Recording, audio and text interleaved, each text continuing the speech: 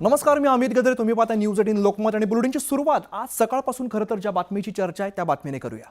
महायुती सरकारची बहुप्रतीक्षित पालकमंत्र्यांची यादी जाहीर होताच प्रामुख्याने रायगड आणि नाशिकच्या पालकमंत्री पदावरून महायुतीतील धुसफूस चव्हाट्यावरती आलेली आहे. आदिती तटकरे यांना रायगडचं पालकमंत्रीपद मिळताच गोगावले यांच्या समर्थकांनी शनिवारी रात्री मुंबई गोवा राष्ट्रीय महामार्ग रोखून धरलेला होता.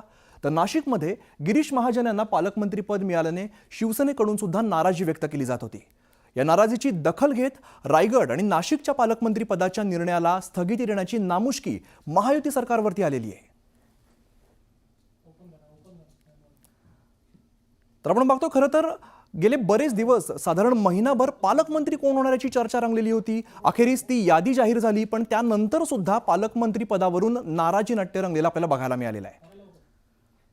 विशेष करून रायगड आणि नाशिक इकडे निदर्शनं करण्यात आली, नाराजी व्यक्त करण्यात आलेली आहे.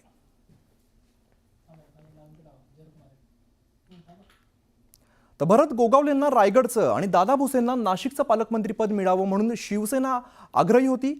हे नेमकं काय आंदोलन झालेलं आहे किंवा नाराजी नाट्य कसं रंगलंय आपण समजून घेऊया.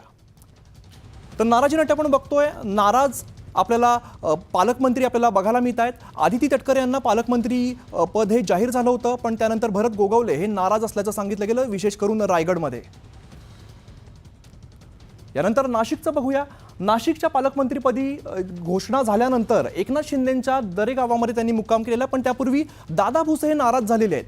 पालकमंत्री पदांची जशी घोषणा झाली, महाजनांना पालकमंत्रीपद दिलं गेलं, त्यानंतर दादा भुसे हे नाराज झालेले आहेत.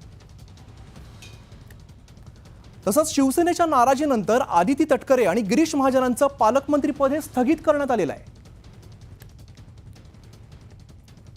आपण बघतोय नाराजी नाट्य रंगलेलं बघायला मिळते. पालकमंत्री पद जाहीर झालं, महायुतीमध्ये नाराजी नाट्य आपल्याला रंगलेलं बघायला मिळत आहे. रायगडमध्ये जर आपण बघत असाल तर रायगडमध्ये आमचे शिवसेनेचे 3 आमदार आहेत आणि अजितदादा गटाचे फक्त एकच आमदार आहे. मागच्या वेळेसही आमचा तिथे पालकमंत्री होऊ शकला नाही.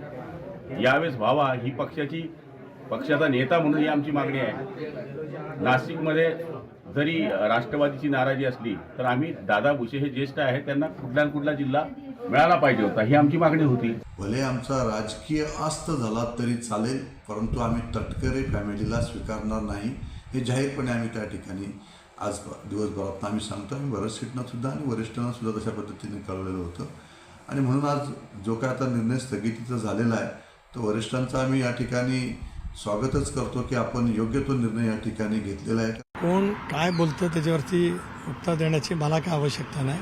आल्याच्या नंतर मुख्यमंत्री दोन्ही उपमुख्यमंत्री बसून या संदर्भातला निर्णय घेतील.